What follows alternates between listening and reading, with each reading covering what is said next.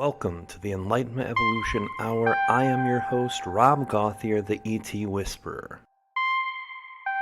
The Enlightenment Evolution Hour is a part of the Enlightenment Evolution Network. Any ideas or opinions expressed by myself, the guest, or a caller may not necessarily reflect the same opinions of the Enlightenment Evolution Network. Enlightenment defined. It's the state of giving and receiving greater knowledge and understanding about a certain subject or situation. Evolution defined. The gradual development of something, especially from a simple to a more complex form. So what then is Enlightenment Evolution? The state of giving and receiving greater knowledge as we develop from a simple to a more complex human being, living on Earth for our soul's experience. Welcome now and join us as we explore our Enlightenment Evolution Hour together.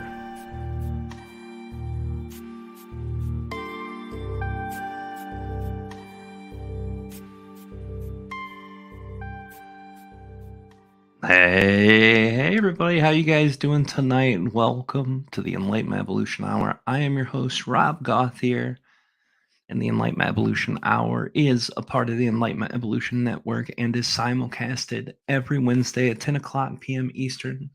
That's 7 Pacific, both on the Enlightenment Evolution Hour Facebook page and over at the Matrix Minds. Hello, minds out there. How are you? And we live stream on my YouTube channel, the ET Whisper. So welcome everyone who made it tonight. The chat is lively already. I love to see it. Welcome, welcome. Tonight, there will be no episode of The Matrix Minds, but there will be, I believe, a call-in show Friday, Matt said. So all of you over there on the Minds, that'll be amazing. And if you haven't been to The Matrix Minds and you are on Facebook, go check them out. If you're not on Facebook, you can make a Facebook account if you're into that and shoot over there to The Matrix Minds. They've always got something going on over there. Amazing community, great interactions, lots of comments, topics talked about. I also want to give a great shout out to the Forbidden Knowledge News Network, who takes our shows and puts them on their platform afterwards, as does the Conscious Awakening Network. Both amazing places who share this show on multiple platforms. So welcome everyone to the Enlightenment Evolution Hour. I do want to make a network announcement for the network. We have 2 shows that are happening. One of them will be broadcasting live tonight at midnight Eastern, and that's 9 Pacific on Instagram. If you go to the @ sign out there talk, you can sign up for them and watch Valiant himself, the lead singer from Valiant Thor, do his show from the Enlightenment Evolution Network on his platform on Instagram. You can also watch The Mothership, which we have links to both of these over on the Enlightenment Evolution Network Facebook page. Soon, we will bring back the website for the Enlightenment Evolution Network, which will easier access to all the shows that we have there. ET Whisper announcements. We have the channeling course that's going to be starting on the 19th.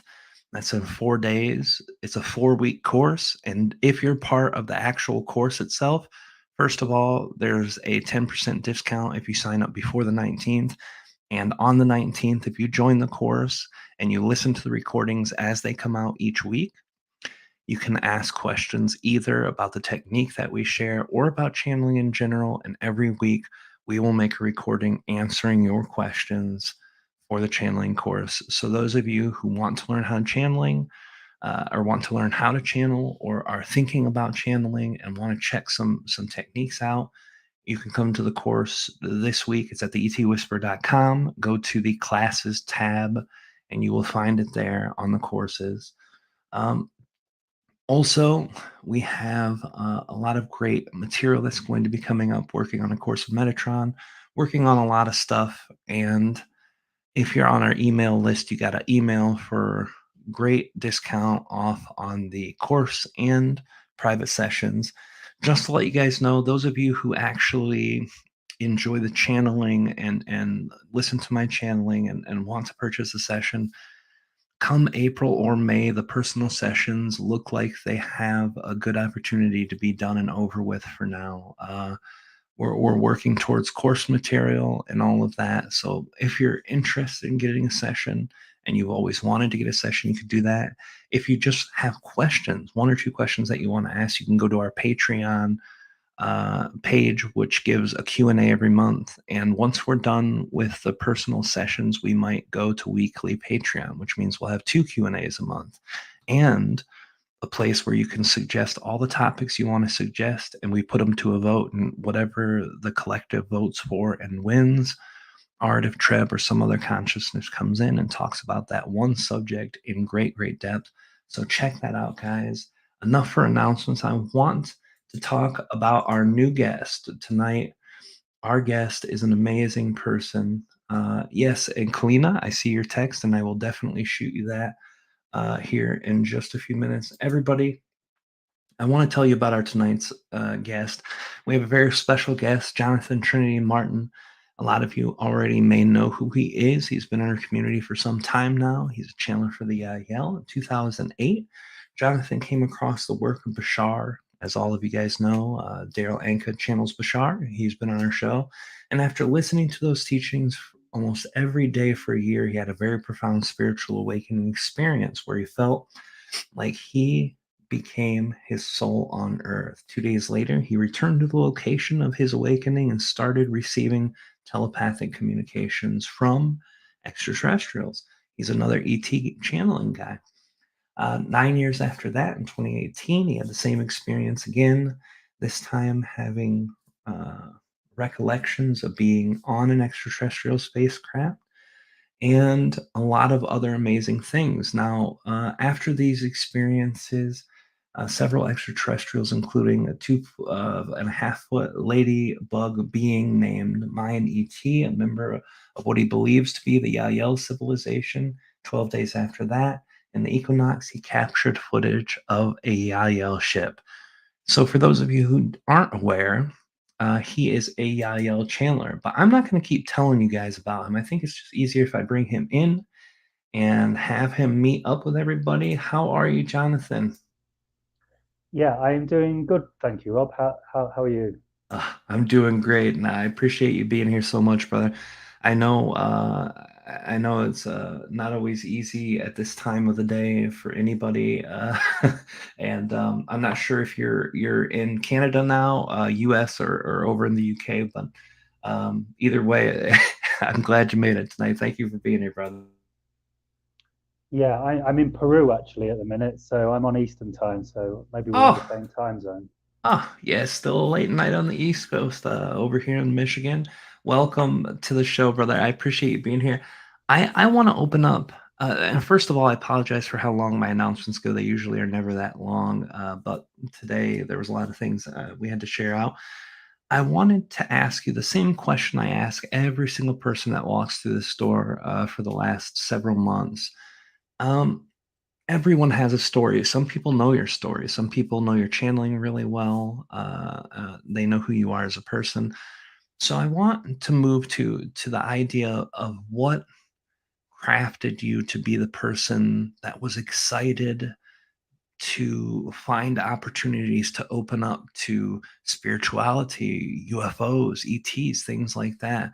What types of things in your childhood, young adulthood kind of crafted you into being uh, having a possibility to have this story open up for you.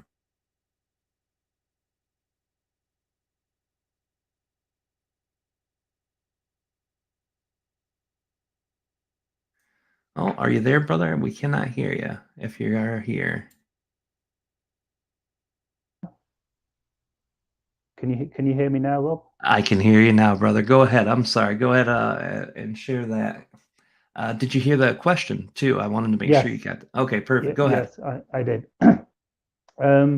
Yes, so on first thoughts, I was thinking like, well, I really had no interest in this in my childhood. It wasn't until really my early 30s that I had any interest in this at all. But looking back, there were kind of a few pointers. Like I remember kind of when I was I don't know, around 15, something like this. I started having these thoughts that maybe there was something like to work out in life, some deep mystery to discover in life, and there was something to discover. And then I remember, like a year or so later, having the thought, nah, there's nothing. Life's just as it is. It's just boring old life. And so I guess that was a sign of an opening. Um, I remember doing LSD as a child, around the same age, and having some very like bizarre experiences outside the norm. So perhaps that cracked me open a little bit to the spiritual perspective. But really, it wasn't until around 2017 where when a friend gave me a movie about 9/11 conspiracies, and I had a degree in engineering, so after watching this documentary, I became like aware that like there seemed to be something very suspicious going on in that area. So I don't think we really need to go down that dark rabbit hole tonight, but that was kind of how it started, and that led me on a path of exploring all sorts of things, from alternative healing to spirituality to making clouds disappear with your consciousness, and all sorts of things. Like I was just researching like everything alternative, and eventually I came across ufology. I remember I saw a video of a UFO over the Pope's funeral. I think it was Pope John Paul when he died. There was I don't know if it was a real image or not, but I saw this image and it piqued my interest. A bit more research, I came across Dr. Stephen Greer's disclosure project, and then came across his CE5 methodologies, the CE5 meditations for inviting in extraterrestrials. And I practiced that meditation because I was very open-minded at the time. I thought I'd give it a go.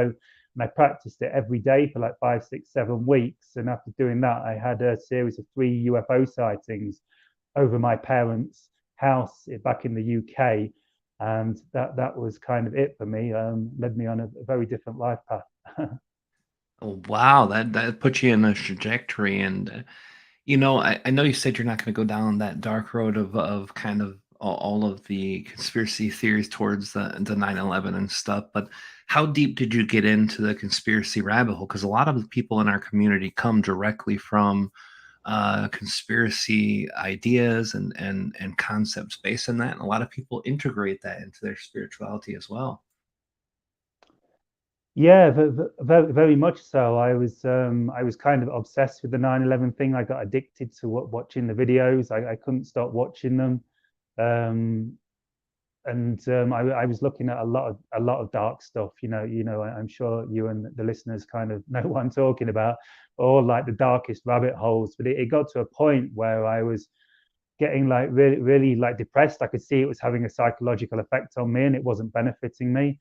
And I remember one day thinking, I've got to stop this. I've just got to get off this. I knew I was like addicted to watching these videos, and I'd been listening to Bashar, started listening to Bashar's channelings, I think, at this time, and I started becoming aware, that if you focus too much on all this dark stuff, you begin to create more of it. So I realized I probably needed to step away from it somewhat. And I remember thinking, I've got to do something to get away from this. So what I did was I typed the word angel into my web browser. It was like kind of the complete opposite. I was thinking, what is the most positive thing I can focus upon? I think angels. I'm just thinking of your partner now, Kalina Angel, possibly maybe listening in. Yeah, oh yeah, she is. Yeah. So I typed in the word angel into the web browser, and I can't remember what happened, but I can't remember what came up on the web browser. But I do remember I had a vision of an angel. I believe it was actually Archangel Raphael, and it was kind of a multi-dimensional vision. It was like very, very many beautiful colors, like indigos and purples and pinks and blues, kind of like these higher chakra, like high dimensional colors we associate with kind of higher consciousness, or at least I do.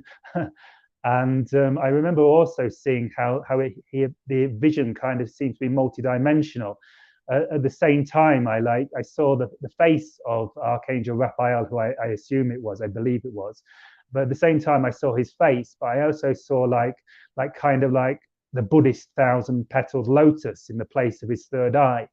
But it was kind of like overlaid in 2 dimensions. So and I think it made me cry. I just cried at the beauty of it, and so I guess I looked for an angel, and like the angels found me, and so that was a really big help at that time, and began to lead me on like focusing on more, I guess, angelic things. Well, that's beautiful, and you know, this is something I talk to a lot with a lot of people because a lot of people approach spiritual journey in drastically different ways, as I'm sure you've seen in being a member of this community for as long as you have. Some people are really good at integrating the darker energies inside of themselves, and it works for them, and it doesn't mess with them. They don't have a mind that kind of follows the dark parts of that energy into a really bad place or creates fear from them. So some people have been able to do that really well from my perspective. They seem balanced. You know, they're not hateful or angry or mean people, and other people have to either go drastically into one area or the other, like really only being able to be around positive things or only being able to be around negative things. Did you find yourself feeling, because, well, first I'll preface it with this. When I first started my journey in channeling, I was very much had lived a dark life, and I wanted to get away from as much of that as I could, so I really pushed that away for a long, long time. Anything that was bad that was going on, I didn't want to look at it or talk about it or see it or hear about it. It took me a lot of self work before I could really focus on that. But is that kind of similar to how your initial experience was when you first tried to get out of all this thing that was wrapped around so much fear for you? Yeah, I think so. It was kind of hard to pull away from it. I don't think there was a huge amount of fear in it. I guess there was on some level because I was kind of concerned about like all these conspiracies, like how they were affecting my family, and I remember my father was doing like, he was taking statins, this famous controversial. My father actually passed away two years now, so it's not 2 years ago now, so we don't have to worry about that anymore. Bless his soul. But I remember there's all this controversy about statins and like the medical industry and how they're like ruining people's health. So I guess I was kind of concerned about that aspect of it and how it was affecting my family. I wasn't too concerned for myself. I didn't have too much fear myself. It was more of a kind of unhealthy addiction I was dealing with rather than, you know, dealing with a lot of fear. I see. That makes a lot of sense. That's the one aspect of my own spiritual journey that really, still to this day, can affect me when I see my loved ones going through things that are hard for them, that are tough for them, that create fear or disconnection or any of that. That's really hard for me, especially with my kids. But it does extend obviously to Kalina, to my family, to my uh, parents. My dad also is no longer with us. So, you know, my condolences for your father's passing. Eh, but this energy itself is just really hard to deal with, seeing other people suffer, and so I can totally understand that. Now, when you're approaching this new phase of your experience with this angelic presence, can you tell us a bit more about how you integrated that feeling or connection? Did you ever have further visions of this energy or any connections with that type of angelic energy? Yeah, I remember like around 2010. It was about a year after I had my like kind of big spiritual awakening experience in the forest. I joined a local spiritual group about a year afterwards, towards the end of 2010, and we as part of that, we did Reiki. I think I did a Reiki course, and I remember this Archangel Raphael. I think Raphael is the angel of healing, if I remember correctly. And I remember I would get visions, or when I was doing my Reiki healing, often Archangel Raphael would come to me and assist me with, I guess, bringing like very high frequency, pure energies to the healing situation. So that's one thing I remember about that.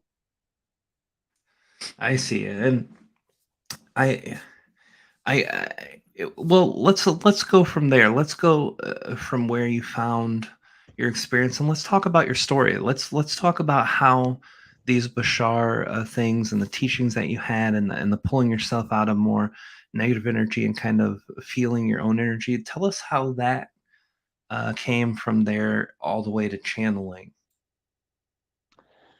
Yeah, well, it happened in 2000 and not it was like around 2008. I actually had a falling out with a lot of friends, a lot of my old friends back in the UK. Kind of mainly my fault actually.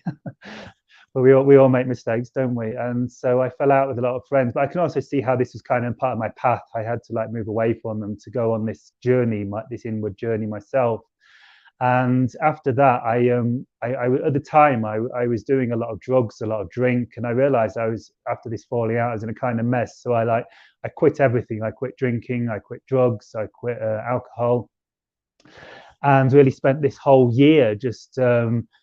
I remember I had some health issues at the time. I had problems with my back, and I really spent the whole year just working. I'd set up a gardening business, so all I was doing was gardening, spending a lot of time lying on the floor trying to heal my back. And while I was lying on the floor, listening to Bashar's teachings about following your highest excitement. So it was kind of ironic because I was listening to all these teachings and how great they felt about following your highest excitement. I spent most of my time just lying on my back on the floor, so I wasn't like trying to heal my back. So like or working in my gardening job. So I wasn't really following this excitement. But I remember what happened was it was around it was my 33rd birthday. There's a lot of synchronicity around this number 33. Maybe I'll touch on a little bit. But it was the day before my 33rd birthday. I actually my friends gave me a little bit of cannabis, and I smoked like the tiniest bit of cannabis. But it actually caused like a huge opening in me, and particularly the next day on my birthday when I smoked a little bit more. I had like this, all of a sudden, I knew that everything that Bashar was teaching was true.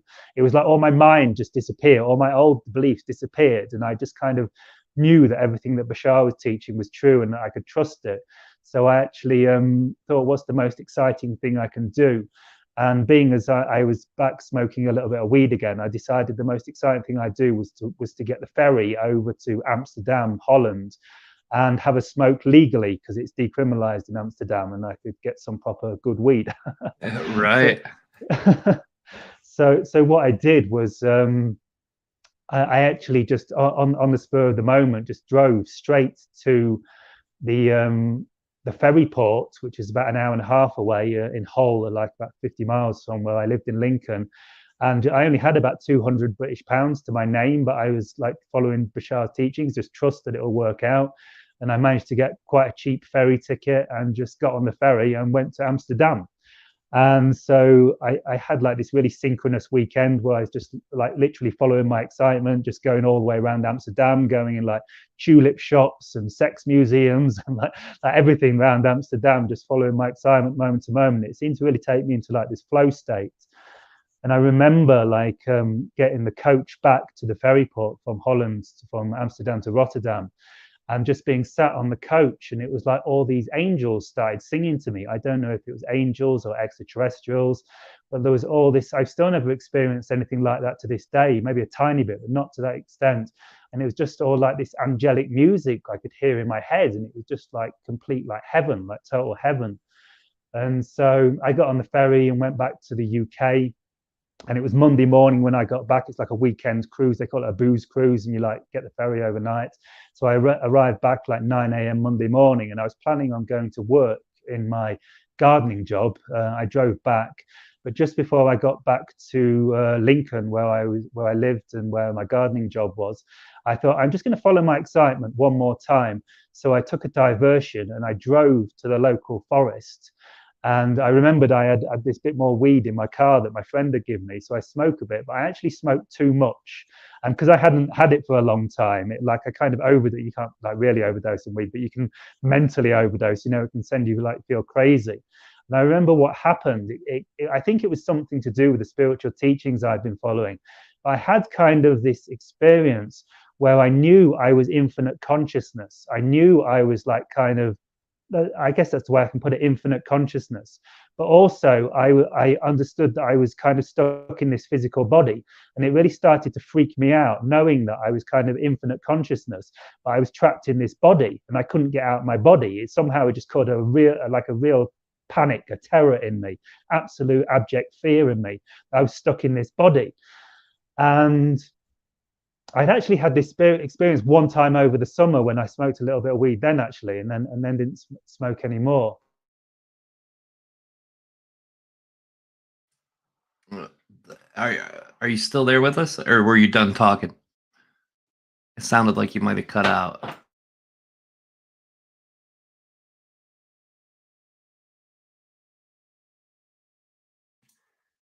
All right, I'm not sure if you're still there, if you can hear me. Can you guys in the audience hear me? I want to make sure it's on my side or if it's on Jonathan's side.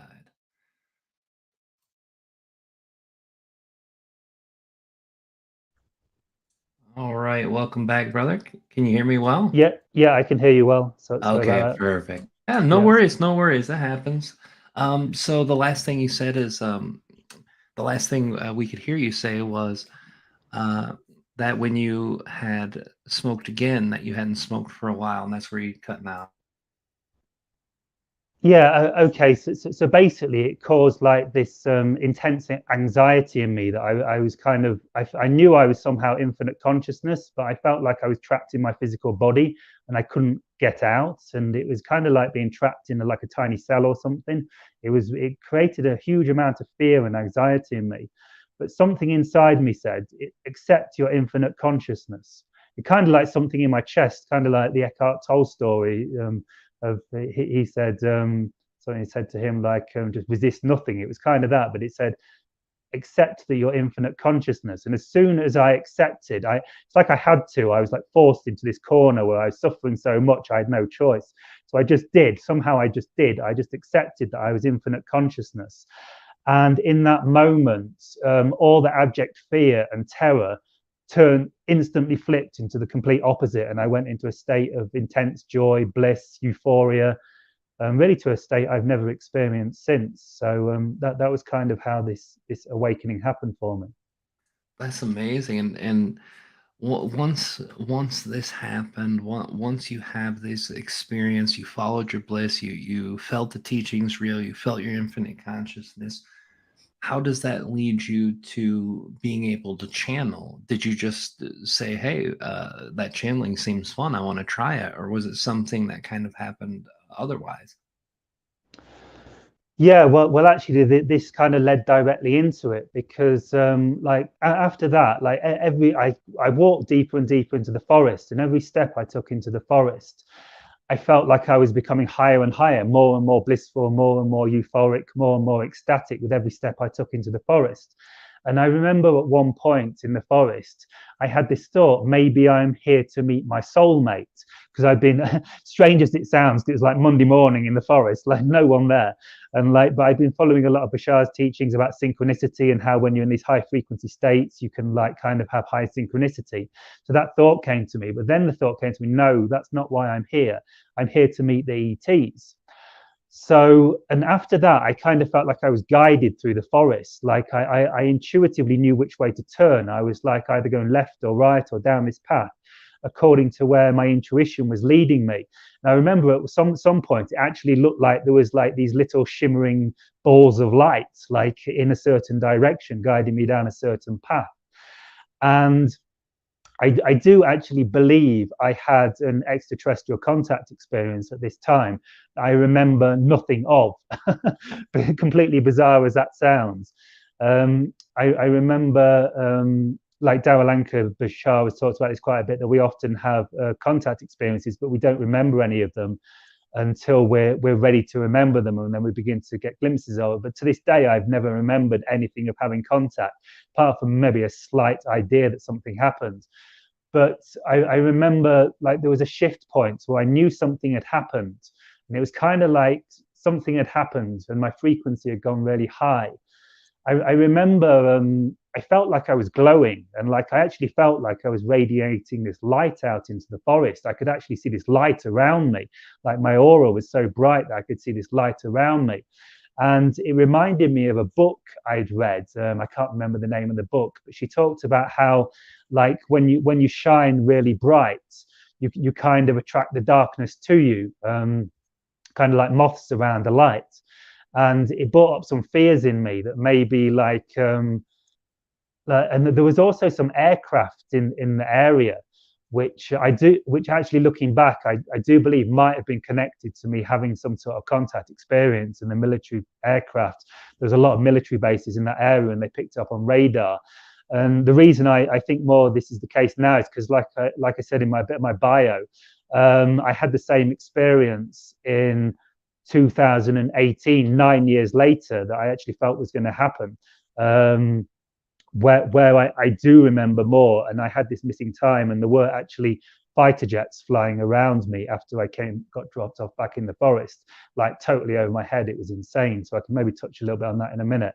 But to get back to the original experience in 2009, this brought up fear. This like it is like Bashar says, like when you have these contact experiences, it can bring up a lot of fears, not necessarily the ETs, but like subconscious stuff. And it brought up all like these subconscious fears from movies and stuff of how maybe the military are going to come and get me, especially because I could hear aircraft like high up in the air, and it kind of freaked out. And I remember like actually hiding. I was in a very strange state of consciousness, extremely high frequency, but paranoia came in at this point, and probably partly to do with the fact that I'd smoked that weed earlier on, and I started getting paranoid that the military were after me, and I ended up running out the forest. And at some point I calmed down and thought, this is just paranoia, and I just calmed down and just calmly drove home. But I remember by that time I'd lost a shoe. I picked a shoe up, like a shoe came off during me running through the forest in my paranoid state. I ripped some of my clothes. I had thorns all in my feet. And I remember driving back to my parents' house and very sheepishly, like walking in the door, hoping they don't notice the state I'm in. That's amazing. And how did this once this kind of connected with you, and your experience went through, have you recognized then for you that marijuana is like a tool that's used to help you get into that state? Is that something that you still enjoy to do, or um, Not at the minute. I did a little bit before Christmas, but actually it like kind of interferes with my life now. I become kind of non-functional, so I can't really smoke it that much anymore. It did seem to enable me to. It doesn't help me channel. It seems to block me entering the channeling state, but it does seem to help with these contact experiences. And when I had the 2018 experience, I did smoke a little bit before that as well, and it did seem to somehow open my mind and relax my belief systems and put me in a state that's more open to these contact experiences. And so, and just to touch in on what your original question was, like how I got into channeling, what happened was like 2 days after this experience, I went back to the forest. I was somehow after this, I knew that aliens were real. I knew that extraterrestrials are real. I didn't remember actually what had happened. So it's very strange. Obviously, something had happened in my unconscious mind. So I knew, because I became very nervous of going back to the forest because of all the stories about alien abductions and the stuff. I was like fearful of getting abducted or whatever the ETs would do to me. Somehow I just knew 100% ETs were real after that experience, even though I don't really remember what happened other than like the euphoric and like a kind of feeling of oneness. But what happened a couple of days after this, I went back to the forest because although I was terrified of going back to the forest, I was also desperate to get back to that kind of euphoric state, that state of bliss. Like I really wanted to re-experience that. So I went back to the forest, and I remember as I drove up to the forest, I heard the ETs. I think it was now possibly what some people would know as the hybrid children. It could have been the Yahyel, but it feels more like the hybrid children now to me, what I connected with. And I heard them like it was almost like their ship, like a flying saucer or a triangle ship or some craft was above the forest, a bit off to the left, but like invisible, cloaked. I can kind of feel it was there. But I very clearly heard them in my head, and they said good morning, very similar to that. And then when I walked a bit into the forest, they started communicating with me again telepathically. Um, they we so something came up out of my subconscious, like it was like in this state of telepathic communication with them, a very profound state. Um, it was like I involuntarily said something that was I was really insecure about my own personal self. That was probably in my subconscious, like a subconscious, lack of self-worth kind of thing. And it was like it kind of bubbled up, like up my spine into my heart and out my mouth. And so what happened was it kind of involuntarily forced me to say something which I'm still a bit uncomfortable sharing publicly because it's something very private. Sure. But I remember them saying, "Oh, we don't hold that against you," and they found it very humorous because from their perspective, they were kind of like, knowing that this kind of thing was going to happen could be a side effect of the contact experience. And they were kind of concerned about what was going to come up, knowing all the horrific things that humans have done and happen in human society. And from their perspective, it was kind of something a bit silly, and they found it really humorous. They weren't laughing at me, but they kind of found it really humorous that I would be self-conscious about something that perhaps other people would be kind of proud of. And so Right. they found it really funny, and they said, "Oh, we don't hold that against you." It's funny to see how the different types of ETs kind of connect, and that's something too I want to touch on with you with the yell later. But sorry if I interrupted. Please continue. Yeah, and that was really how I opened up to telepathic communication and the channeling state. I remember when I was driving back from the forest, it was either that same day or a couple of days later. I after that experience, I went back to the forest every day, and went back to the same spot where it happened. Interestingly, after about 2 months, I went back there every single day to the same spot. It involved crawling through like this little like bit of branches where you had to actually crawl under it. And every day I go back to the same spot. And then one day I went back and I could never find the spot again. It was so bizarre. It just like it disappeared, like into another dimension or another parallel timeline or something. And Well, yeah, how but many anyway, times have you been back since then, and you never found it ever again? loads. Like it's my favorite forest. Like I still like I've been in Peru for 3 years now, so I've not been there. It's in the UK. But I go back all the time, and I literally tried to find it like so many times, and I know probably about 30, 40 times I tried to find it, and it was just like it disappeared. Really strange. That's amazing. Yeah, there's always a reason for everything. And a lot of your experience sounds like just synchronicity on top of synchronicity when you actually did what you were meant to do, which is follow your excitement, follow what excites you, follow how it excites you, listening to your intuition and everything from there. So I do want to find out more about the starting of your channeling, kind of how that grew outward. But before we do that, uh, these beings came to you in a very, not really hilarious, like comical, but being very friendly and very, like, hey, that's not as bad as what you think, or something to that effect. So getting to know these beings, the Yael and the hybrids, and connecting with them, a lot of people describe them as playful. Is that what you get from your experience? Certainly from that experience, yeah, and yes, to varying degrees, particularly the hybrid children, specifically, yeah. When I've connected in with the hybrid children, they're extremely playful. They're just making jokes like all the time through any channelings I've done with them. So definitely with the hybrid children. Okay, and then so when you're experiencing that, because the reason I ask, I have a friend who's also a Yale channeler, Sean Swanson. He's been a good friend of mine for a long time, and he had a channeling. I believe it was at the first channel panel we did, where they were describing the children and how they found like joy in everything. They would laugh, at seeing a toe that looked different than theirs, or something to that effect. And it was really struck me as kind of funny, because a lot of time when people think of grays or hybrid grays or even a lot of ETs, they think of them as kind of emotionless or less emotion than humans.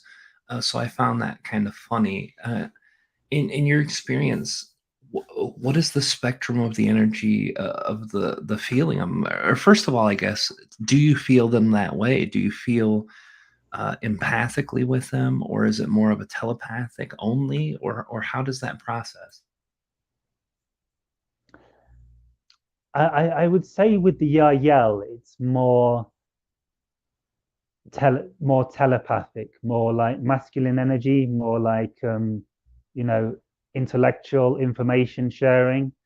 It's um, it's perhaps more emotional, more empathic with other beings I've connected in with, specifically the hybrid children, perhaps like the Pleiadians. I guess it's becoming more like empathic now, more like kind of heart centered as my heart opens. I think because like my kind of spiritual path, I spent a lot of time with like teachers like Muji and that talk to like this space of like pure awareness, pure stillness, like silence, which we could call a kind of more masculine spiritual awakening. And so rather than more like perhaps we could call a feminine spiritual awakening, like unconditional love, compassion, empathy. So particularly in the start, and perhaps less so now, my heart's finally starting to crack open as I go through a healing process. But certainly for the majority of my channeling time, it was more kind of just like it was a little bit colder. I mean, I certainly wouldn't say like the Yahyel were like cold and emotionless, sort of like the Zeta Greys are known to be. It's a very exciting energy, a very joyful energy, a very uplifting energy, and now becoming a much more loving energy, particularly in a channeling I did today with a group. But initially, it was kind of more like masculine, intellectually oriented, if that makes sense. Yeah, it does. It does, and it's nice to hear you sharing that too, because a lot of the energy that I heard from your channel, because I heard one of your very first channelings. I saw Yael YouTube. There wasn't a ton of channelers out there. It was probably 2012 ish or 13-ish maybe. Um, and when I heard the Yael, this being came in and was like, "Hello, hello, hello, Earth friends," and just kept expressing in a very excited tone of voice. So it matched very much with me, the Yael that I understood and knew, because I had connected to a few Yael at that point, but the way my consciousness works, I'm completely gone. Like I'm out to lunch. I'm with Trev hanging out while the channeling's coming through. So I don't remember or feel anything with that connection to them until I listen back to it. And it's funny how people describe it. Everybody channels so differently. Some people really feel what the beings are saying, and other people just hear what the beings are saying, and some people have that mixture. So you're saying now you're feeling this more heart center energy and the more connected energy to the heart center. What do you think has shifted with you? You said you kind of went through some healing of trauma. Do you think that's it? Do you think it's the amount of time you've been channeling, or why do you feel that shift is kind of heading that direction? Um, I think it's because I'm more surrendering to their consciousness, and my channel is becoming more clear.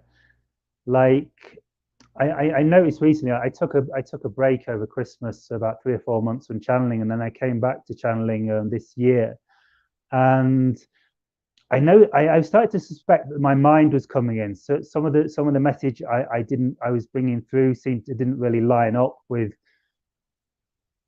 kind of what other channels were bringing through, and like with physical reality. It seems some information was maybe coming from my physical mind, and my mind was getting in the way. So really, over the last month or so, I've spent a lot of time really analyzing that and really like questioning my channeling, and like I even considered having a break because I was getting concerned that like it was coming from my mind, and like my mind was getting too involved. But it didn't really feel resonant to have a break, so I carried on and just set the intent to like just make the effort to make a clearer connection. And a lot of healing stuff has come up. I started getting triggered a lot over the last month or so, a lot over the last 2 years or so, particularly the last month or so, a lot of really bad triggers. And I started to realize that I had like this fear of being wrong. It was kind of like some like subconscious programming from childhood that there was kind of something wrong with me. And I began to notice that I had this fear of being wrong that was kind of blocking me completely surrendering to the channeling state. And I started to suspect that my mind was coming in, and I was just like really, picking information from my mind occasionally. And I think after going through this healing process the last month, I was really able to be okay with being wrong. And because I think like the fear of being wrong was causing my mind to come in and like kind of double check all the information to make sure it aligns with like what I understood, from other channels, what I understood intellectually. But this was actually like causing me to come out of the channeling state and like sometimes go to my mind. I think this is what was happening.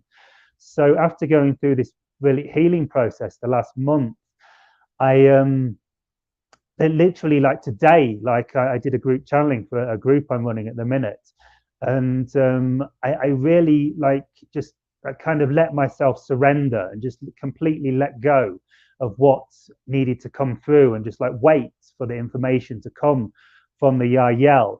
And I believe this might be something to do with, it seems no coincidence that this seemed to happen on a higher level today. I think like beginning to connect in with your consciousness might have helped me facilitate this. Like it seems like a bit too much of a coincidence that like I really seem to deepen the state, like just like 7 hours before we did this show tonight. And so like it was really beautiful because I just really surrendered to it. And it was kind of like it was very clear the information wasn't coming from me, it was coming from somewhere else.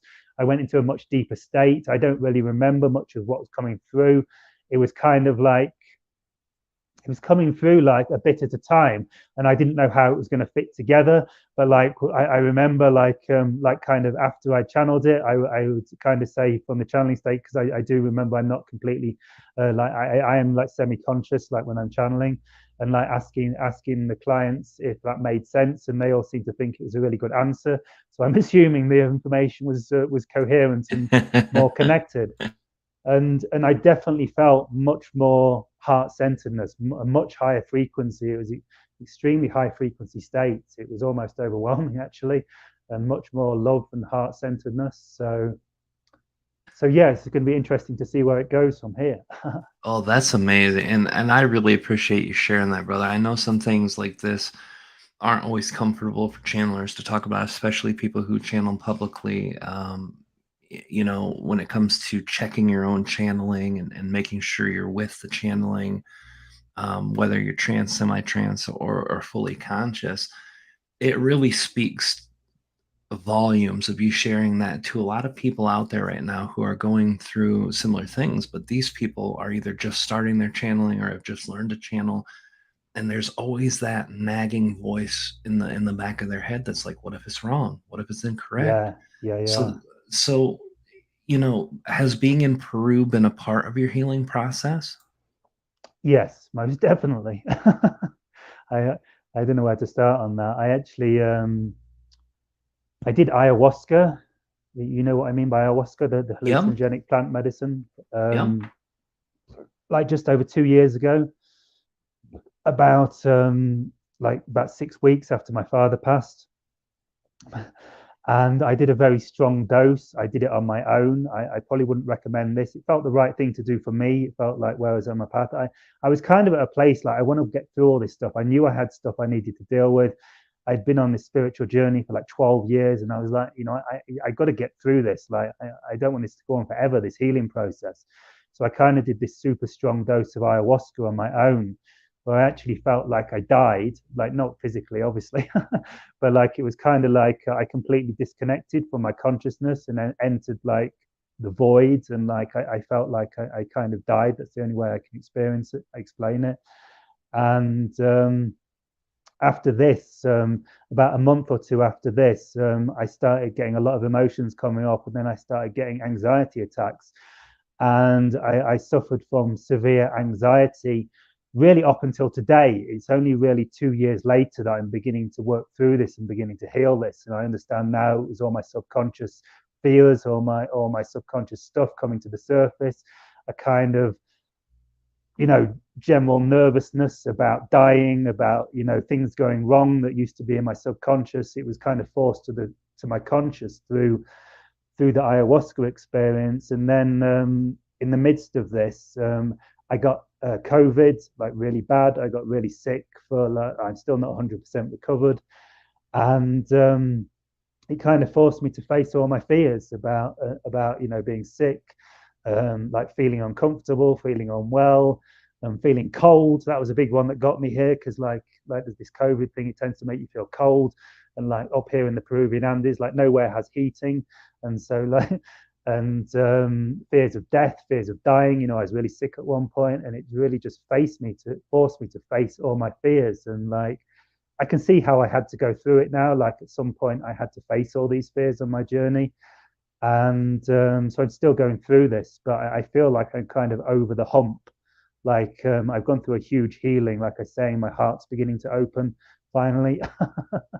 Not all the time, but yeah. So between ayahuasca and the COVID and the anxiety and the fears that got brought out my subconscious, and being in Peru, like the energies are really insane here. It's like I'm 25 kilometers from Machu Picchu. This whole area is like an extraterrestrial vortex. It's like the area where I'm living. It's called Ollantay Tambo, and there's all these ancient ruins here that I've got a lot of videos about on my TikTok. The links in the chat box below if your listeners want to check out my TikTok with all the videos of what I believe are like extraterrestrial, ancient alien, or Atlantean structures. And I actually live in like an Inca house. Like officially, this village I'm living in is the only living Inca village, I assume, in the world, in Peru, but I think in the world. But there's some of the foundations of these houses are made out of these huge stones that appear to be like cut with lasers and fitted together without mortar. So as crazy as it sounds, I actually believe I'm living in like a village that was built by ancient aliens or like the Atlanteans, like, and these are the foundations of it. And so it's extremely powerful with the energies here, and you can't really hide from your fear. You can't hide from your subconscious stuff because of the energies. So along with the energies here and COVID and the ayahuasca, it was like it was time to face my demons.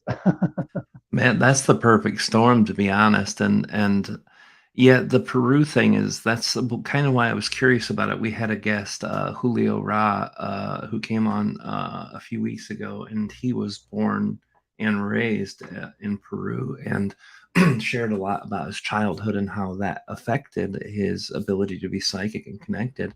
So I really do know that there's a huge vortex of energy there too. But my God, going through what you've gone through, just focusing on releasing the fear, that's something that's so hard for all of us, no matter if you've been doing the spiritual journey for a year or 50 years. We're human and we go through these things. And this is the part of our community that really frustrates me, as a lot of teachers go up there and they're like, no, you shouldn't have fears. You shouldn't feel this way. You shouldn't be this way. You shouldn't act like that. But it's like, damn it, we're human, no matter how much we know. Like your father's death is the perfect example of that. We as humans, losing my dad messed me up for years. It messed up the way I felt, the way I thought. Emotionally, I was just so close to my dad. Losing him was brutal, and it really affected me. And it sounds like your dad's death had that similar type of effect on you too. Yeah, for sure. It was really difficult. It's really only now, after 2 years, I'm starting to get over that, starting to integrate it. It came up a lot over the last 12 months. Yeah, because one of the things about I was kind of like I couldn't escape this area. I can see now I was meant to be here. My higher self orchestrated this to like guide me through my awakening, and I was in exactly where I needed to be. But at one point I wanted to escape. I wanted to go home. I wanted to go back home to mommy. Kind of this energy coming up. The Sure. UK where it's safe. But the thing was, I was having breathing issues, and the airport is at high altitude in Cusco. So I didn't dare go up to the high altitude city of Cusco because I was having breathing issues as it was. Of course, I couldn't really travel anyway because I had COVID symptoms. and so it was like I was kind of trapped here. And like I spent about 8 months living in kind of a hotel, like hotel guest house with a Peruvian family. They were nice people. I got on well with them, but I had like no real connection. You know, my Spanish isn't brilliant, so conversation was limited. And in that time, like I remember it came up a lot, like really missing my father, like just missing him, you know, and missing my mother as well, because you know I couldn't see my mother, I couldn't see anyone, and I was kind of wanted to go home, but my higher self was like, no, time to deal with this. Yeah, it's definitely something that synchronized to get you set up to that experience. And it's very intense. First of all, I want to say, human to human, I send you all my love because I can feel that energy of the depth of healing that we all go through when times like that come, especially with losing a loved one. But I'm very grateful for you being vulnerable and sharing that here. I know a lot of people tuck it in, but I'm of the mindset if we don't talk about it, people, you know, they expect. And when you have a person who's in the front of the community who speaks publicly and people follow them and listen to their channeling and their teaching, and then they say, "Oh, no, no, no, guys, you should never be that." Then these people have it in their mind. If I'm having a bad day, if a family member dies and I'm upset, then I'm messing up. I can't get my spiritual stuff done right. And there was actually a case of suicide that happened from one of the teachers who was stationed out west. And I'm not going to mention names or say specific locations, but this person kept telling this guy who followed him all around the world, you know, uh, if you can't do your shit, then just, you're better off dead and stuff like that. You need to live your life. And he was being euphemistic, but still, the words drove the dude to kill him because you don't know where people are at. And it's just really sad to see people hiding their pain. When you share what's going on with you, it gives another person opportunity to learn. So thank you for doing that, brother. I very much appreciate that.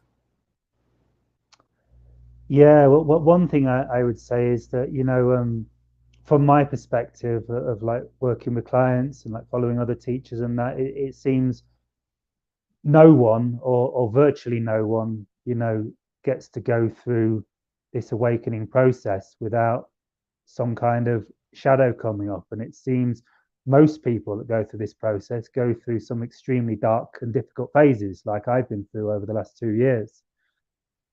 And yeah, and I think you know, I think moving forward, a big part of my path is going to be assisting people going through this healing. I do feel like I will move more into helping people through these shadow phases, through the healing process. But I felt like I need to go through it myself first. You know, I've got to heal myself first, so I understand how to do it. So I do feel that'll be part of my future. And also, I just like to say that I feel like I'm going through a healing process now in the middle of this podcast, or whatever it's called. I'm going so deep I can't even connect. But like I feel this is really helping me. It's helping me integrate a lot of this stuff. It's like it feels like this conversation we're having now.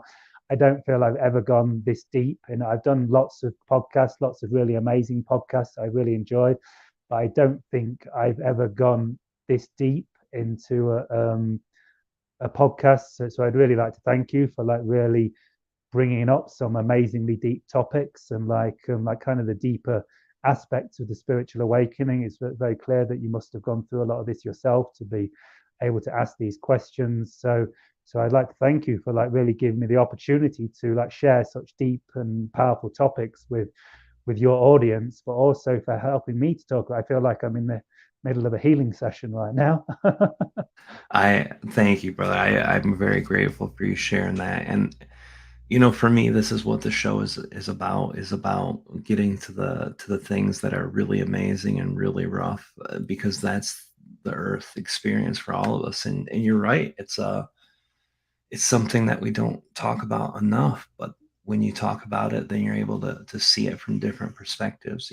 Just in my time of doing this show and my return to doing this show, not from back in 2015 and stuff, but returning, I have had the opportunity to see so many things in my own life from different perspectives just by asking the questions about these other people. So what you shared tonight in total is going to help a lot of people. A lot of people in our chat is already tuning in and chiming in. So thank you for doing that too, brother. And I did want to talk too about the experiences that you had. You said you've had a lot of interviews. You've had a couple that have gone very, very viral. This is where um, I noticed you the second time in our little community. The first one is when you were first releasing videos, and the second time is after you released a Vice interview. And I know with Vice, they kind of they're projecting the collective thoughts and everything, and they do that because they want as many views as they can. But can you share a little bit about that experience with us and what came from that for you? Yeah. I really enjoyed doing that Vice video. I like you say, I was a little bit concerned about how it would go. I became a bit aware about how they were doing it. I was a little bit concerned that they would kind of ridicule me and just make me a laughing stock just to get the views. But I don't feel they did that. They definitely did that a little bit. That they asked me about sex with extraterrestrials, and they made that a bit of a highlight. Right. There was definitely a little bit about that. But I was generally happy with how it went. It was a nice team that interviewed me. There were a man and a woman, quite young. They seemed very open. Yeah, I was quite pleased with how it went because being Vice, there was a little bit of kind of that humor value to it, but that's Vice, isn't it? But I was kind of pleased with the way it went. It could have been a lot different. I remember the day it got released. I didn't know it had been released, it had gone public. I all of a sudden started feeling really dizzy and nauseous. And like I remember, I was living with a lady, or I was living in this lady's house, and she was quite open to this stuff. She's had experiences herself, and I was living in her house at the time. And I remember like walking out into the garden. I was kind of stumbling around and feeling all dizzy and nauseous. And she's like, "Are you all right, Jonathan?" And I'm like, "Yeah, fine, fine."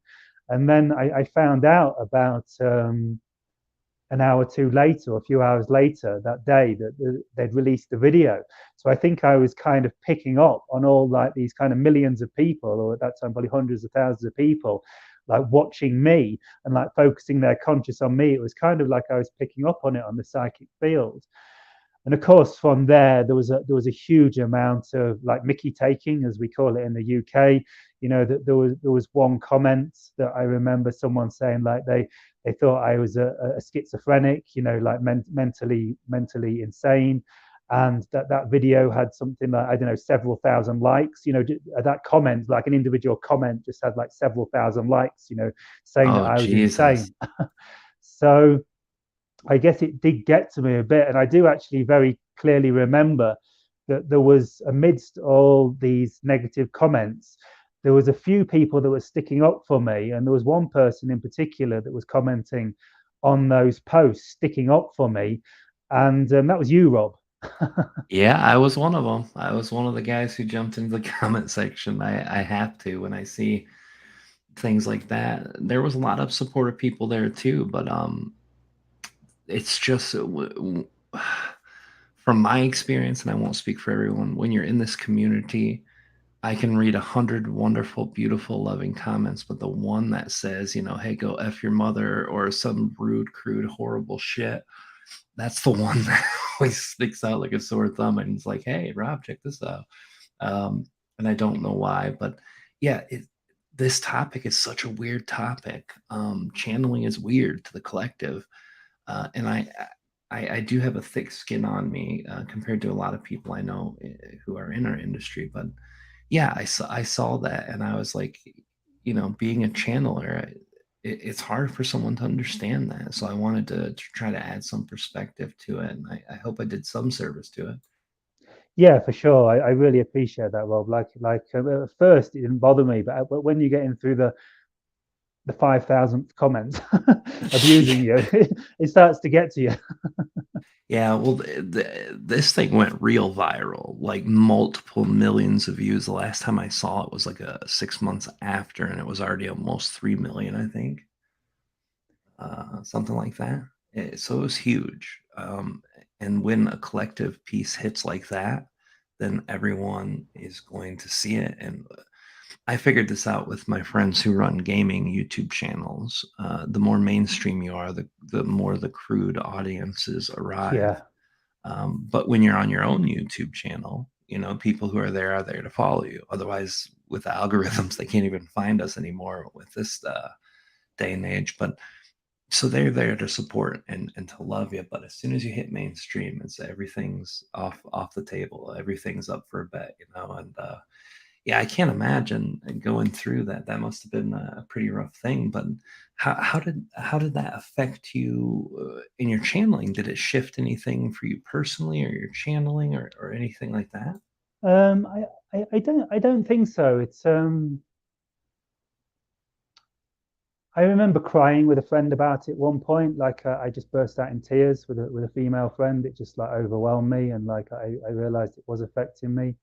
Um, I think always when entering the channeling state, I was kind of always able to put everything on hold, like kind of push that into the background, kind of suppress it into my subconscious, kind of suppress it, which isn't a good thing to do for part of your healing process, but it's kind of helpful if you can do it for short periods of time, like when you're doing a channeling with a client or not. So I kind of was able to do that, and interestingly, it's actually all happening again because these videos I've been putting out on TikTok about the what I believe are like Atlantean or ancient alien structures around here.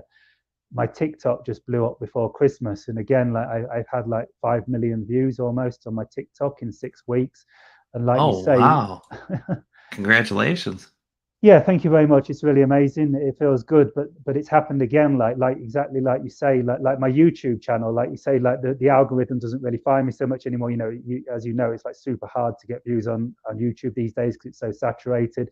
But the good thing about that is I've only got like followers watching me, and all the comments are nice and positive. So that's really nice having that environment. But like you say, when you go mainstream, you go to a wider audience and you get the more critical people, and like I think I've had like something like 17,000 comments in the month, and about 10% of them are kind of like abusive. And it has been getting to me. Like it gets to the point where I can't even actually really read the comments much now because yeah, it's just too much. I think because I've been going through this healing process, and like I said, I've been getting triggered a lot and stuff come up. It was like I started kind of debating with them because I felt it was my duty to kind of stand up for the light, not so much stand up for me, but stand up for the message, stand up for the spiritual awakening a movement, stand up for the truth. So I started debating with them, but after like about 100 debates or 200 argumentative things, it started to get to me, and like I've got to the point now where I can't really look at the comments right now because I it really is affecting me emotionally. Yeah, no, I don't blame you, and that's something too. I had to learn that on because that part of myself that was run away from at the very beginning of my channeling was a very dark side, and that dark side didn't put up with bullshit and didn't deal with bullies well. I used to be called the bully's bully at school because I used to literally physically harm other people who were bullying kids, right? So instantly I know that if I get into that exchange on social media, and I've done it many times before, but I stay away from it as much as I can now for the same reason. Because initially I'm going to bring the common sense and the thought, but when I see someone losing their mind, or not listening to reason, or not caring, just trying to be intentionally crude and harmful, I have that capacity to flip, and I Yeah, don't. I yeah. I control myself now. I don't argue with people in real life, family members, friends, loved ones.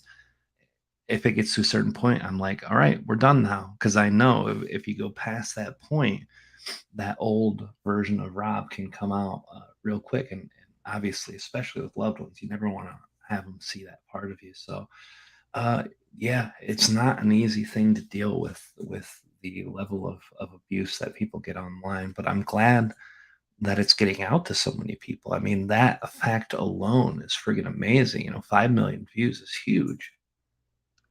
Yeah, it's really cool. It feels really good. Like even though, like I say, it was affecting me emotionally, and I can feel it today because like I put quite a load of videos out. I went to another site a few days ago.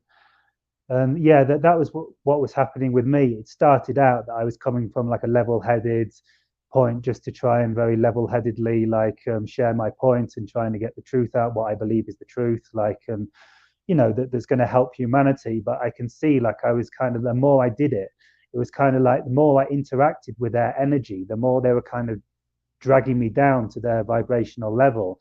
And I noticed I was just kind of getting angry, egotistical, and like getting no better than them.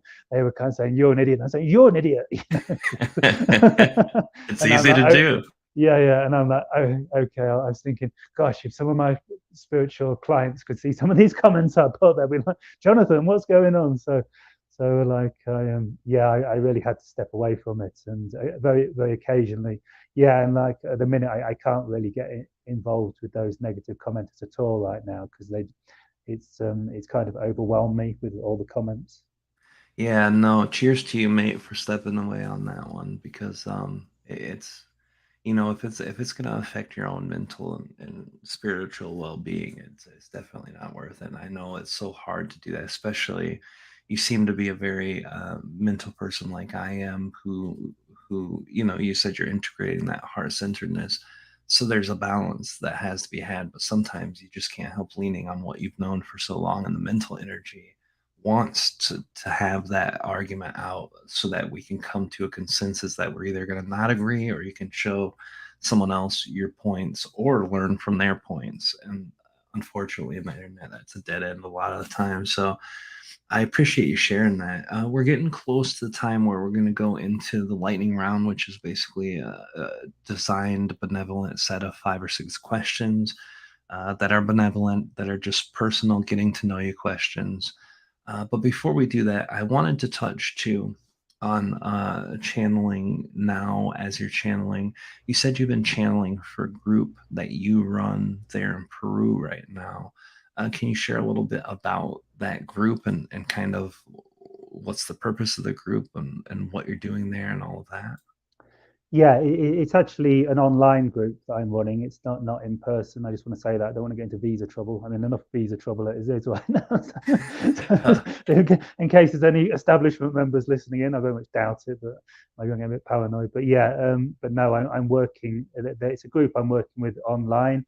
I actually titled it 5D Boot Camp, and it's really just helping people step into their calling, step into their path, stepping into their mission, but also specifically for people who are like on the spiritual path, but with an interest in channeling and extraterrestrial contact. So that's the group I'm working with at the moment.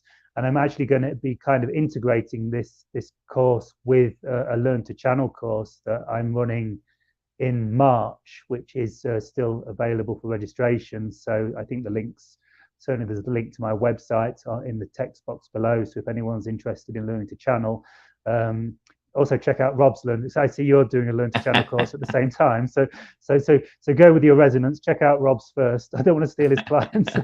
No, it's good. Everybody who needs to be at either one will be there, but probably get a lot of people to show up to both, and that's the beautiful thing about this community too. It's something where when I came into the scene and started releasing videos in like 2010, there was so much competition and everyone was closed off to each other. The very rare exceptions you saw channelers doing things together was if they knew each other for life, like Wendy and Nora.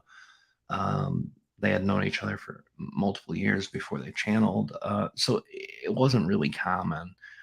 But me and Kalina shifted that. We were like, hey, we want to get people together and do events with lots of channelers together. So for me, it's always about the community itself, and I'm that's why we'll also spend some time at the end of the show kind of sharing your links and talking about the things that you got out there and that you want to do. But I always think if we don't share, then people aren't aware. There's huge room in this community for everybody to share their excitement and love too. So I appreciate that. So The energy of that group now, is that something that you're gonna just keep continuing as sharing the channeling? Is that your intention to just continue doing group sessions with people and courses and things like that? Yeah, I'm really not sure where this is going right now. I think I'm definitely going to continue to channel, specifically after I kind of had like all I've been kind of like criticizing myself a lot over the last few weeks and thinking, should I go on with this? Should I have a break? Is my mind coming too much? And I'm feeling like I had this big breakthrough today. So yeah, so I got a lot more confirmation that I'm going to carry on doing the channeling, doing the one-to-one sessions. Yeah, this kind of 5D boot camp, teaching kind of the spiritual path in general is kind of more of a new thing to me. Like I say, I'd really like to get more into like the healing side of things, and helping people through these dark times and the shadow aspects. What I've learned over the last 2 years, I feel like I'm still going through this process myself. So hopefully I'm coming to the end of it. And of course, I don't think we ever completely come to the end of the healing process, but we can certainly move through huge chunks of it and become more centered. So I do feel as over the next year, I do feel I'm a lot more healed, a lot more heart centered, a lot more integrated already. Like I definitely feel like I've gone through the hump of this dark phase in my life. Um, but we shall see. It How sounds. Oh, go ahead. I'm sorry. yeah, like I think you were going to say, we always think we're over it, and then it's like, so I've heard some teacher like calling it like peeling back the layers of an onion. You take back one layer, and then you peel that layer, and then you realize there's another layer, and peel back that layer, and you realize there's another layer. It just goes deeper and deeper. So, but as I feel like more healed and integrated in myself, I do feel like I'm going to be moving more into like kind of the enlightenment teachings, awakening teachings, helping people like connect to their true infinite nature, but like also from like it's kind of my belief that like particularly like in our community and with star seeds and like the people that we tend to connect with, that people are already awake, people are kind of already self-realized, already enlightened, they're already accessed their infinite self, but we've got so much shadow, so much trauma, so much negative beliefs that it kind of blocks us from accessing that state. So I do feel like where I'd like to move into is really helping people like heal these like shadow aspects of ourselves so we can, you know, really allow that infinite version of ourselves that is, more connected, more loving, more compassionate, more joyful to shine forward. And but we shall see. I like kind of taking it one day at a time right now. Honestly, it's I believe in my heart that's the really the only approach that works is the in the moment, not worrying about what's next and what's going on. And I think you're well on your way, brother. Just the things that you've shared here tonight are extremely insightful to yourself. And obviously, a lot of people will get to reflect on that and perceive their own things through that, but just extremely self aware. And it's hard to do that, especially when you're going through the trauma. So I want to say thank you for all of that too. And it's that time where I want to ask you some personal questions. They're really simple questions with simple answers. We'll do 5 or 6. If there's a question you don't want to answer, you can say pass. But like I said, there's only one that was really an intimate type of question, and that one's at the end, and it's not real bad. So if you're ready, we'll do lightning round. Yeah, go for it. Well, All right, brother. What is your favorite color? I'm not really sure. I guess it's some kind of blue, being as we're on a lightning round. Perhaps like a kind of cyan, turquoise blue. That's a beautiful color. Yeah. Um, what is your favorite food? I do like pizza. I can't really eat it at the minute because I have digestion issues after the COVID. But I had sushi the other day in Cusco, the city here. Sushi was amazing.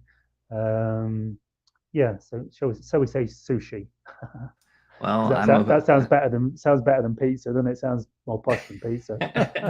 well, I'm a pizza guy myself.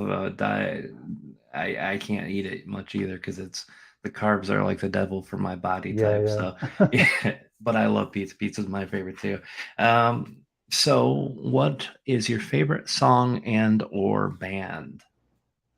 Ooh, that's a really difficult one. I don't listen to music a huge amount. I go through phases when I do. I tend to kind of like dance music, something with a beat to it, something uplifting. Yeah, but I'm not a huge music person, to be honest. So yeah, I don't really have a favorite music or band. I probably could name something if I thought about it, but not off the top of my head.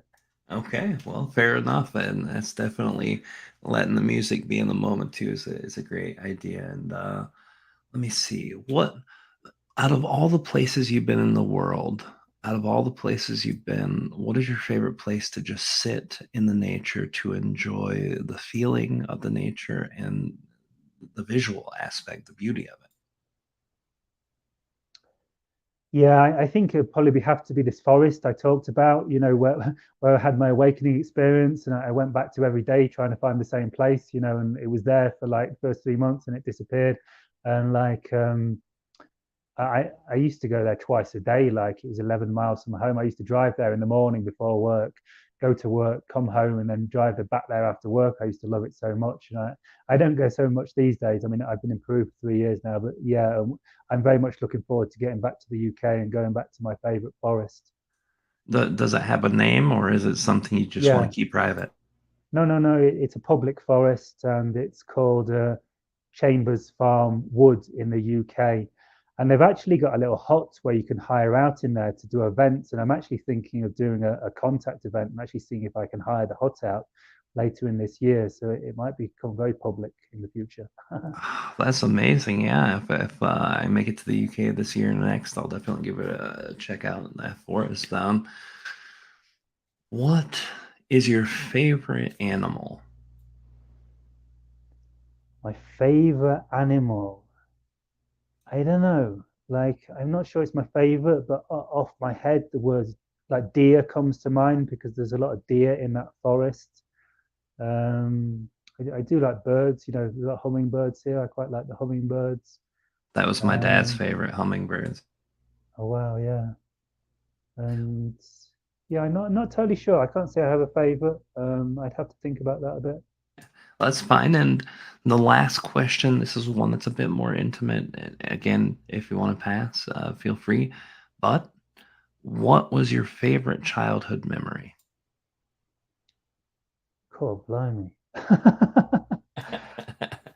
My memory obviously isn't great. I don't remember a huge amount of my past these days, and it fades more and more as the days go by. But let me think. My favorite childhood memory. I remember going to. I know actually. It was. I went to Ibiza with my family on a family holiday, and they had like one of these water parks there, with the water slides and that. And I still love water today, and I still love water parks. I still love the ocean, and like if there's a water slide about, I'll still get on it today. So yeah, that was probably my favorite childhood memory, the water park in Ibiza.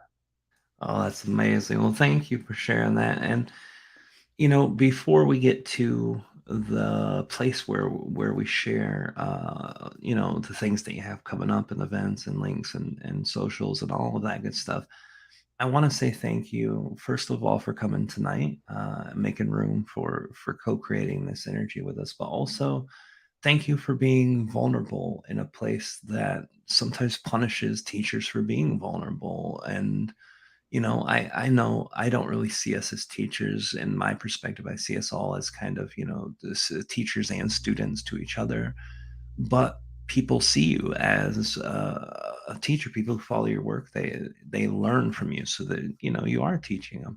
And in that place is a great amount of responsibility and a great amount of energy from your exchange with people. And my worst my biggest pet peeve about this community is the abuse of that a lot of people have. And I want to thank you for being real with everybody here tonight and for sharing from your heart and from bringing that energy of excitement to be here in the first place, and just for being who you are. I really appreciate it.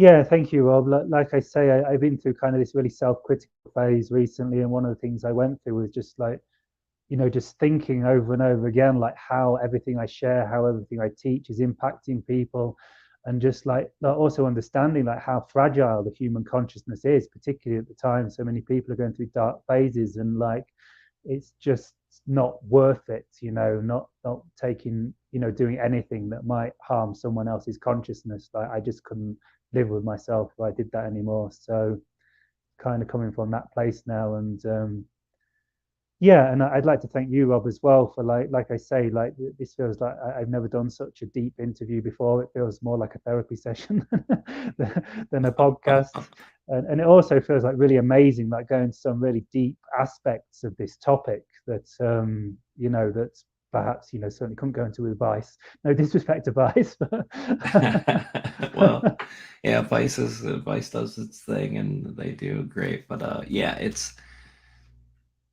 it my joy of this is not just the chat. The chat's beautiful and it's huge, but the ability to really get to the depth of who we are together as a group, as a collective, as a community, but also who we are individually.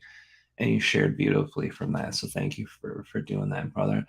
I want to give you the time to tell everybody what do you got going on this year. Are there events you want people to show up to, websites, courses, your channeling courses, all that stuff? Just the floor is yours, brother. Yeah, thank you very much, Rob.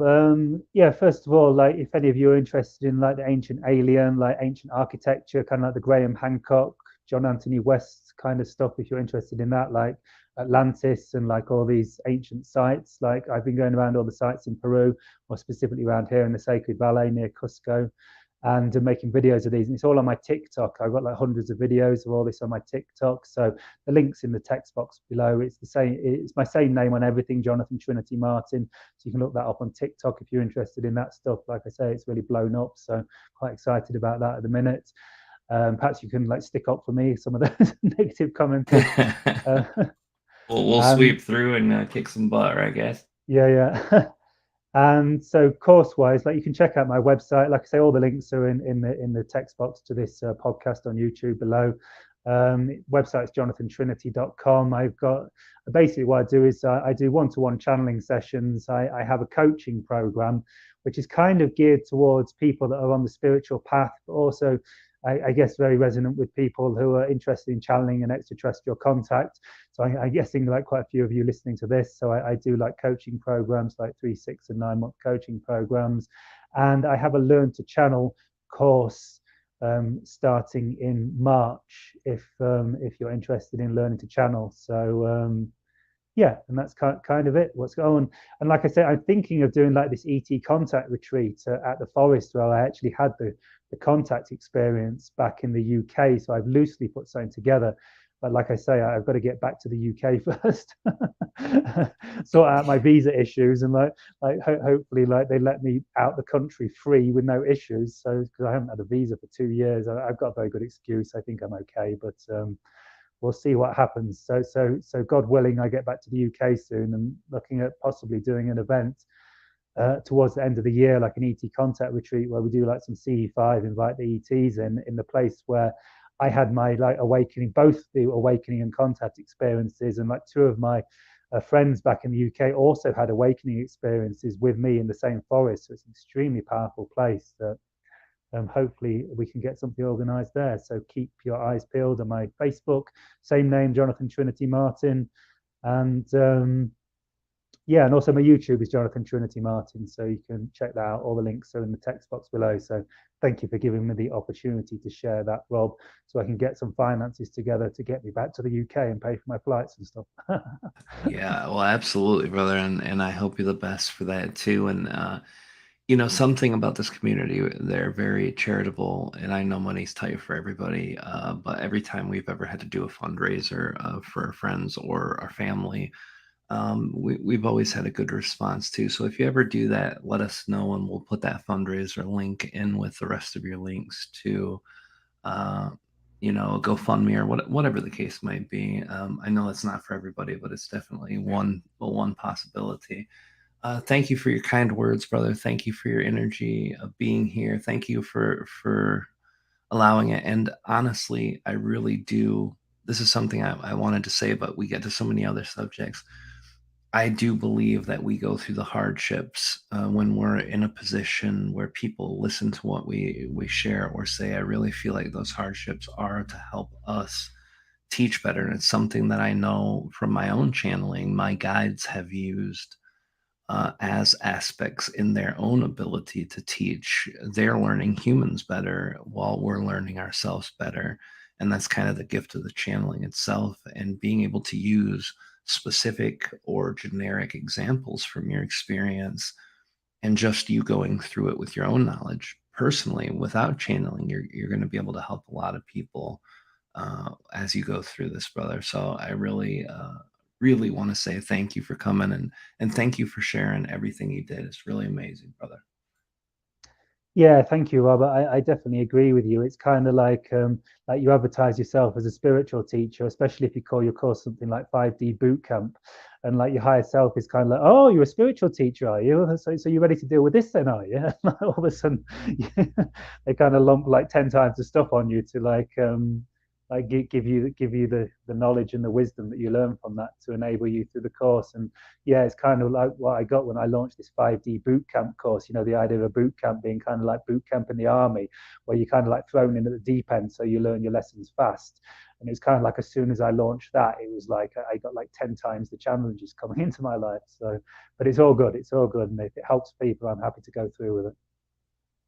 Well, I appreciate you being here, brother. I hate to do this, guys. We got to jump off kind of quick. We got a situation that arose, but we got a donation too. Thank you for the donation, and we'll definitely make sure that Jonathan gets that donation from you guys too. Thank you guys for being here tonight. I love you guys. Show up next week. We're going to have the head singer of Valiant Thor, who also does Out There Talk, Valiant himself. He'll be on next week. Thank you again, brother, and I'll reach out to you here in a little bit after the situation's dealt with. But abruptly, I love you guys, and we'll see you next week. Thank you for being here, and thank you, brother. Thank you, Rob. Thank you very much. Thank you, listeners. Bye bye. Bye, guys.